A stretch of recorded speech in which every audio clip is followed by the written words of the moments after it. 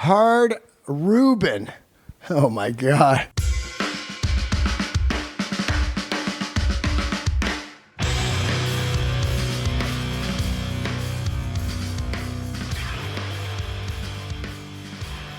Hello, everyone, and welcome to Force Fed Cafe, episode number 19. I'm back after a bit of a break to finish off the summer here, and while I did that, I moved my studio into an old camper in my backyard.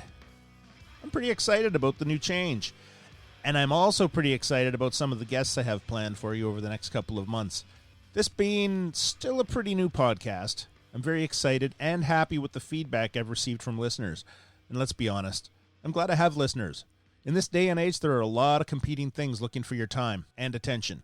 And I'm thankful that my conversation style and how I try to approach the artists I speak to seems to resonate with people. Thank you very much for tuning in. If you like this podcast or any other episode of Force Fed Cafe, please check me out on iTunes, Spotify, Stitcher, or wherever you get your podcasts. And please head to iTunes and leave a review. If you're on social media and you care to share your favorite episode, that would be, as I seem to say a lot in this podcast, excellent. Follow me on Instagram at HardReubenOfficial and on Twitter at ForceFedCafe or Facebook at ForceFedCafe. Today I've got a great guest, Liam Cormier from Juno-nominated Cancer Bats. When I started this podcast in the spring, Liam was one of the first people I asked to do an episode with me. He immediately said yes. The fact that we are now here at episode 19 is a testament to just how busy this guy and his great band have been, and what a great year they're having. And also, I think it's a testament to his commitment that we finally got to book some time to have this talk. Thank you, Liam, for finding some time and space to have this conversation. Here it is. I hope you like it. Hey, what's up, man? I'm great. I'm kind of in the basement of the venue, but it's really cold out, so this might be a better zone. I read it's supposed to be snowing there sometime in the next few hours. Yeah, so we're like trying to avoid being outside and being cold as much as we can. Yeah, I got it. Well, thanks very much for taking some time for me. I know that you're in the middle of a tour and you've got a lot going on, and so I really appreciate you making some space to talk to me here today. Yeah, no worries, dude. Thanks for doing the interview. It's absolutely my pleasure. This interview's been a while in the making. I actually I first contacted you back in the spring, around the time that you were of the Juno Awards. So let's start with that, because that's sort of when we first connected. You were nominated for a Juno Award here in Canada for the 2019 Junos. Yeah. You were in some pretty good company. I mean, so this is a few months ago back, so it's not a shock. It's over.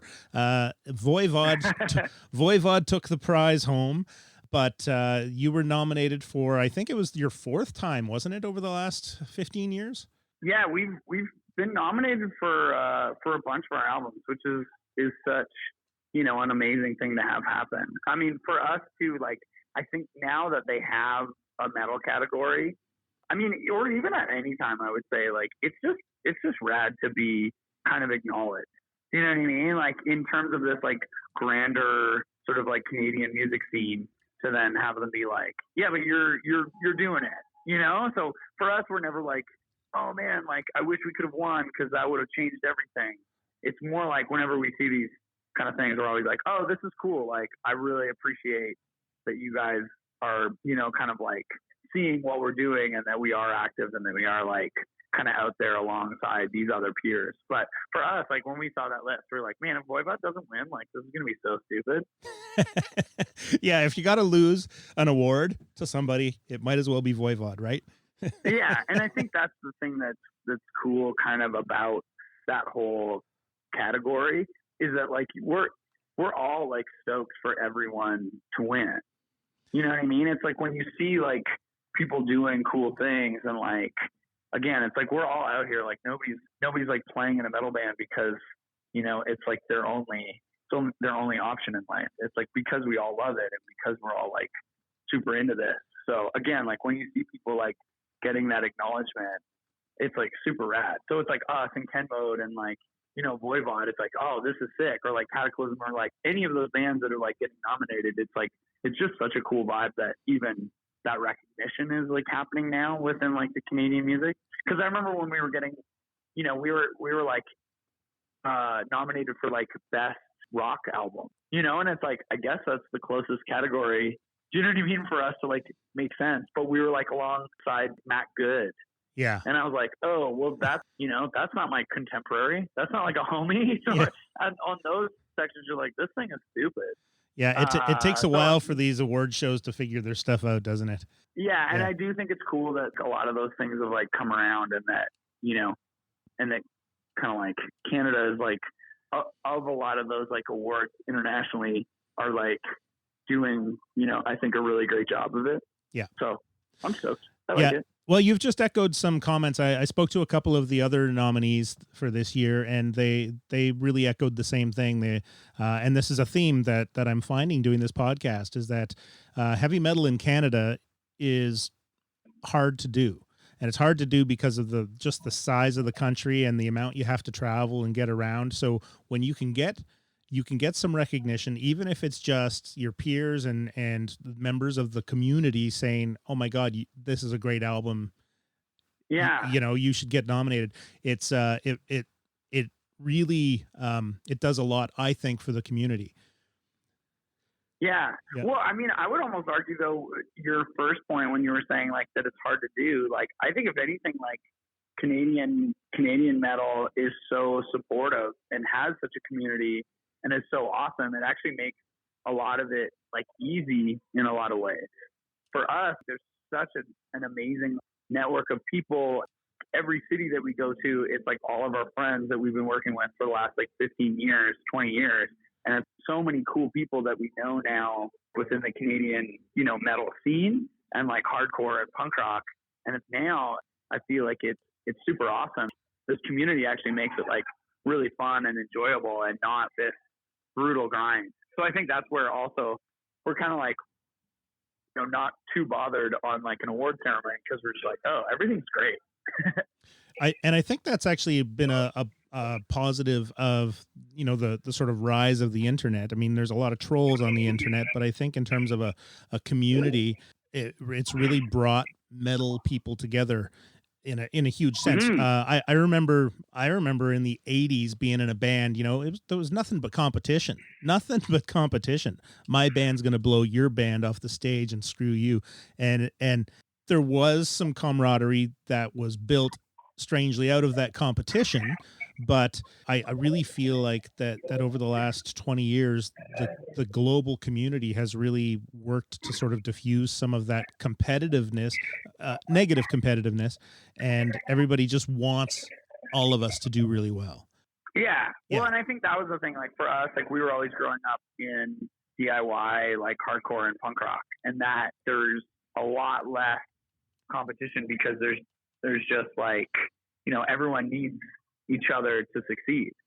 You know what I mean? So you can't kind of like be singular within this scene, because like that kind of mentality is like why, like an underground exists. So for us, like kind of what we always really liked and gravitated towards even more. Let me back up a little bit, because I'm, I've checked out, your website, and I've checked out Wikipedia and all that sort of stuff. Do you know, who actually wrote your Wikipedia page? Oh, I have no idea. Okay, because I want to say that I love it. The first paragraph talks about the birthing of the band, and that you wanted to combine your favorite parts of bands like Entombed, Refused, Black Flag, Led Zeppelin, and Down, among others. And I thought it was interesting because a lot of times you'll hear that bands wanted to sort of fashion themselves after this band or that band, and quite often you can hear those influences, but sometimes you can hear them a little too closely. It sounds a little too much like imitation. And I was interested because as I started listening to Cancer Bats, I actually started hearing some of what I think are those influences. I'm like, oh yeah, there's a little bit of like stoner rock in that. Oh, okay, yeah, there's some death metal. Oh, there's the punk. Yep. Is that like classic rock I'm hearing? So I found it to be a really deep and accurate sort of, in my view, sort of description of what makes up the sound of Cancer Bats. Cool. Yeah. Yeah. We definitely are, fans of mixing it up and try and keep the whole thing fresh. So for us, that was like always part of the goal. You've been, is it 15 years that you've existed now? Yeah, I guess like in and around. I mean, it was 2004 was very like loosely our beginning. More like the end of 2004, we started like, okay, we're gonna work on this band. But I guess by 2005 we had like a demo and we were like starting to play a bunch of shows. So yeah, 14 and a half, 15. So it's almost an anniversary year. Yeah, I guess so. To not get too caught up in those, but yeah. Yeah, for sure.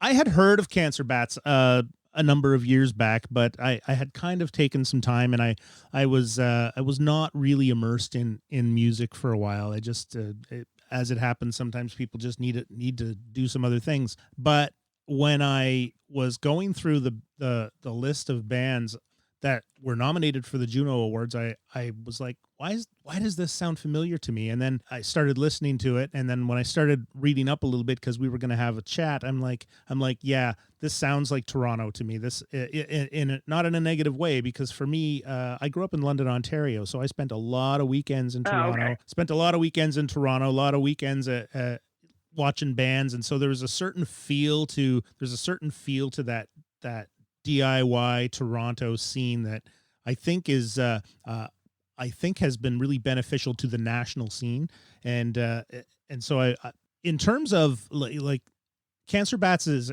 international now, but there's a few other bands that and Danko Jones is the one that comes to mind really off the top of my head, that every time I check you out on Instagram or online, you're somewhere completely different than you were a week ago. Like you're true. Yeah. It's like you're hopping continents, and I think that's great because some of the attention that I find that people are getting, and that what I think of still as a bit of a Toronto sound is really out there representing Canadian rock and hard rock and metal, and so I'm really excited that Cancer Bats is sort of leading that charge from a little bit more of a heavier angle than somebody like Danko. Danko loves metal, and he's an amazing rock artist, but there's that sort of, you guys put out that more punk aggression sort of feel. So it's good to see. Oh, cheers, man. Yeah. I mean, that's the thing. I definitely like. I think that there is a vibe that we're a part of within that Toronto scene, and I think like there was like, as much as there's like the punk and the hardcore that's come from the city, I think there's also a lot of that like cool garagey rock and roll that I feel like Canada's like also known for. So yeah, it definitely makes for a cool vibe. I got super excited about talking to you when I saw you were about to do a little bit of a jaunt to North Africa on a motorcycle. Oh yeah. So yeah. I want to talk. We'll talk more about the band, but I want to talk about motorcycles, and I want to talk about your clothing line, and I want to talk about like how you balance your busy schedule. You've got a lot going on all the time. So how are you somehow managing to juggle all of these things when you've been to Europe?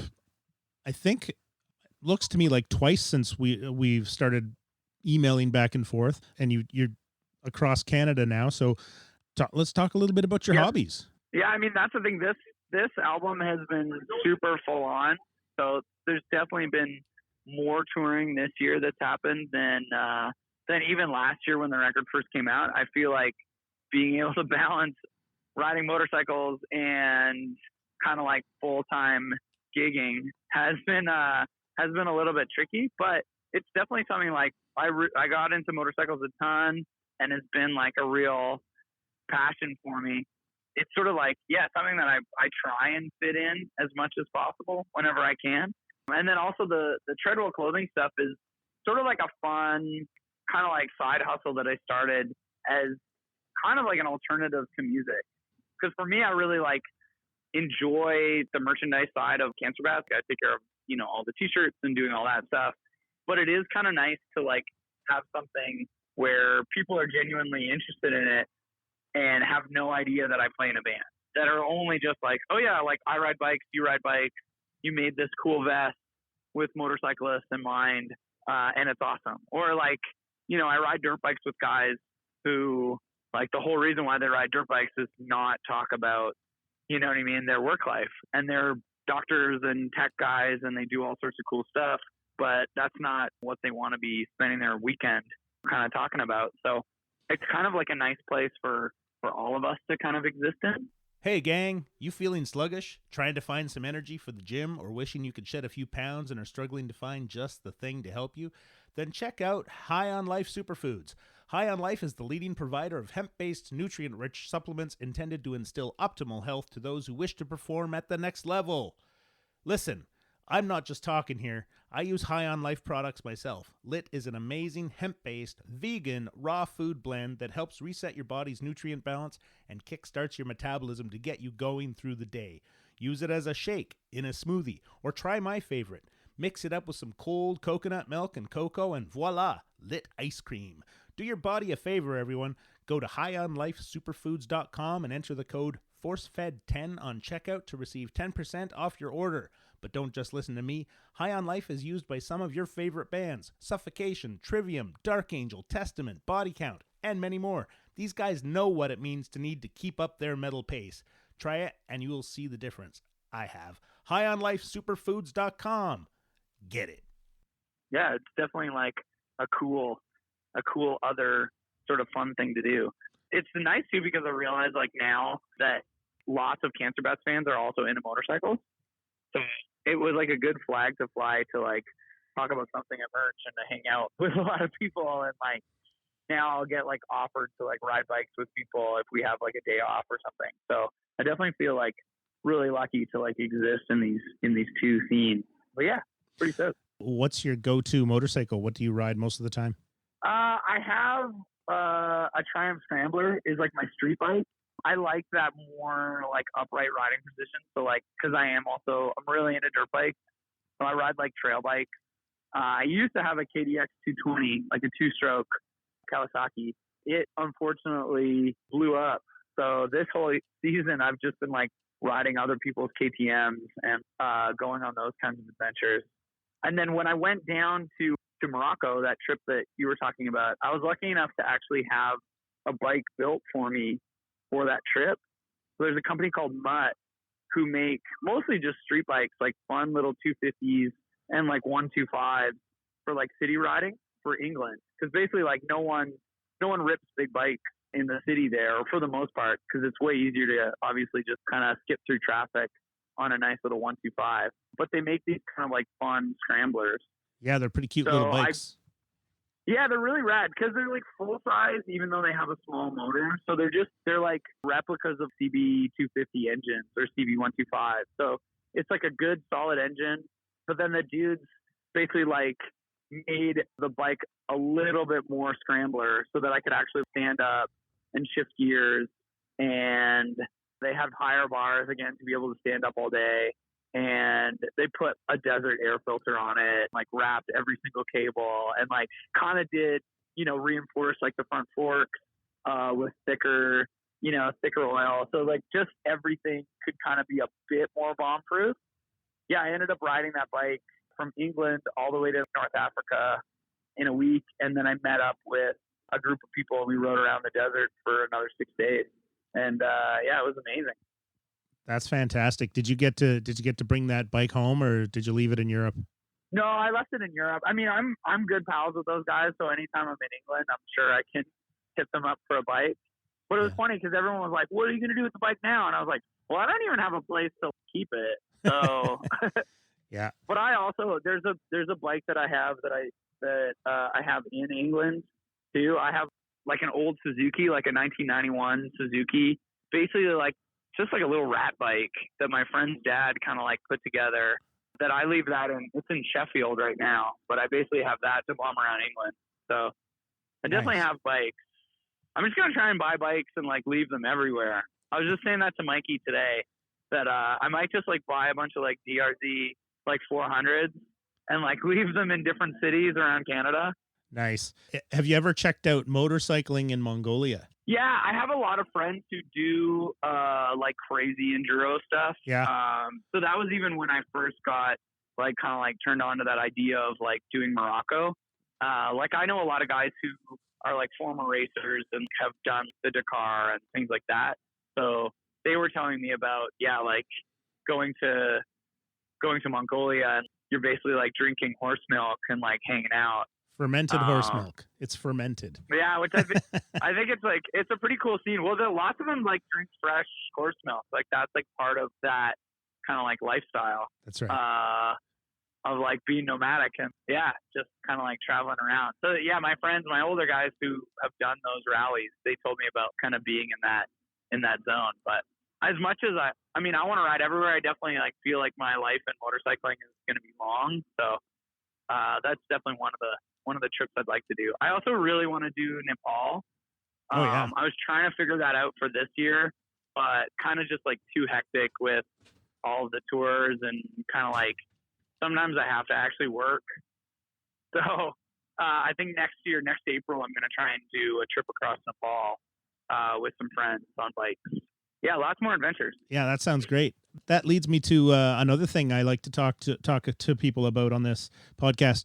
You know, I come from sort of a time when we all imagined that anybody who became at all popular in music was somehow rolling in money.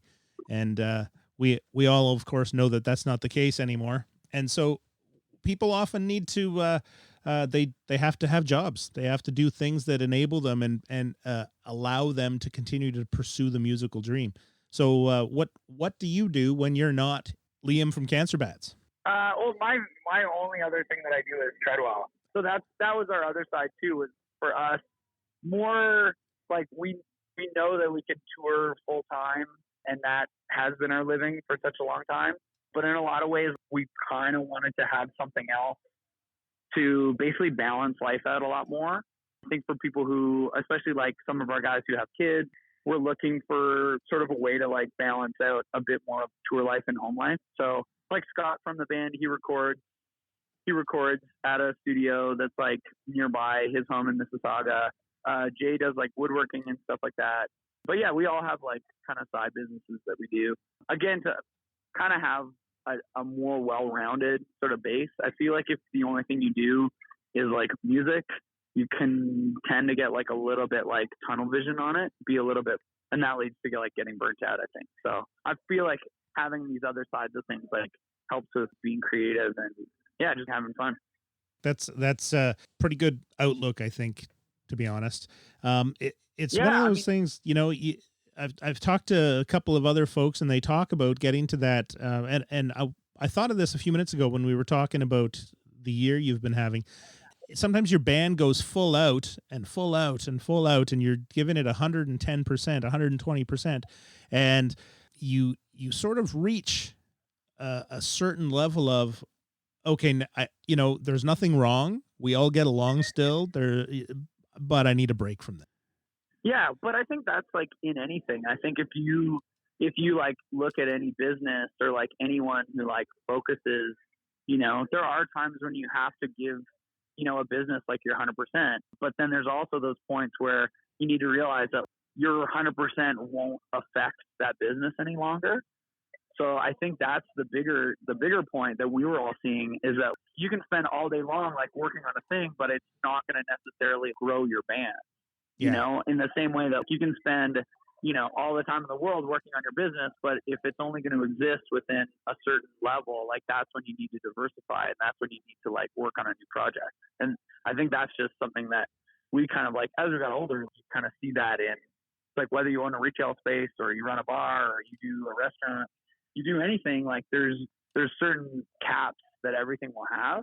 And that doesn't mean that it's a failure. It just means that's the next point of being a business owner is like, okay, what's your next creative project? On that note, you've done a couple of side projects, musical projects over the years. You want to talk a little bit about those?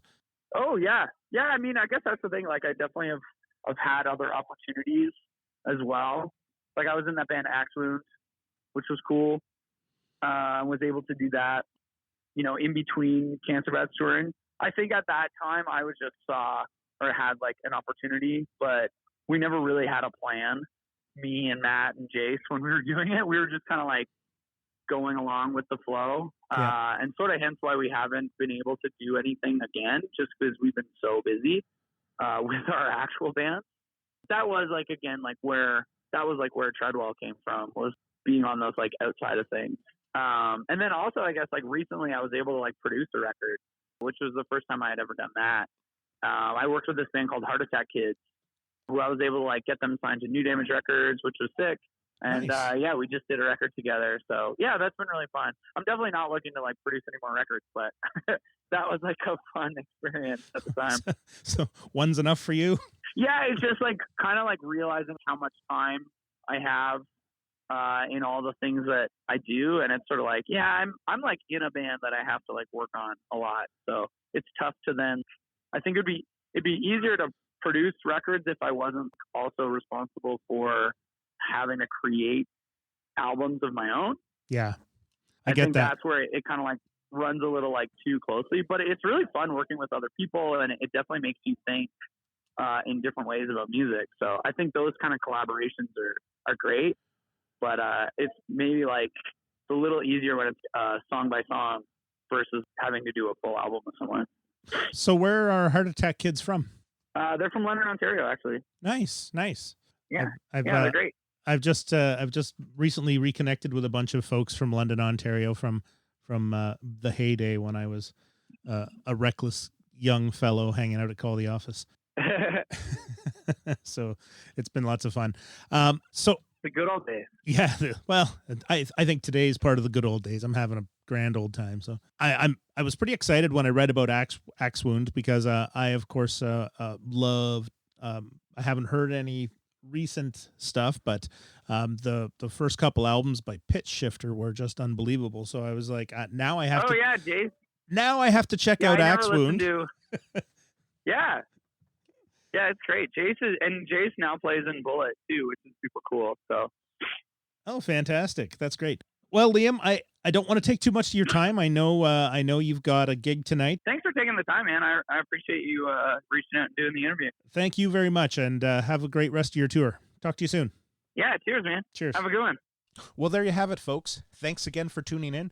I hope you enjoyed our conversation. You can check out Liam and Cancer Bats at cancerbats.com or on Instagram at cancerbats. And don't forget to follow Liam on Instagram at Treadwell Clothing. Also check out his clothing line at, you guessed it, treadwellclothing.com. Thanks again for listening. See you next time. Horns up.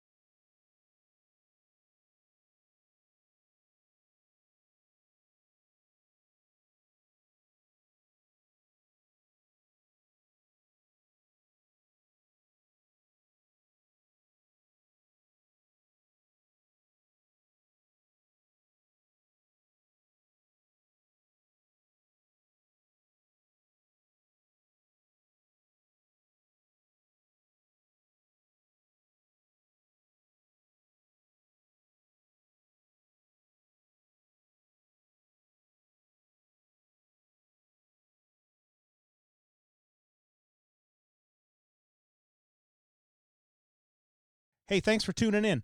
If you enjoyed this episode, check out Becky online at her website, beckybaldwinbass.com. You can find her on Instagram and Facebook at Becky Baldwin Bass, on Twitter at BeckyB_bass, and check out her band's Hands Off Gretel at handsoffgretel.co.uk, furyofficial.bigcartel.com, and Dorja at dorjaband.com. Thanks for listening. If you like this podcast or any other episode of Force Fed Cafe, please check me out on iTunes or Spotify, Stitcher, or wherever you get your podcasts. And please head to iTunes and leave a review. Follow me on Instagram at HardReubenOfficial and on Twitter at ForceFedCafe. Thanks for listening. See you next time.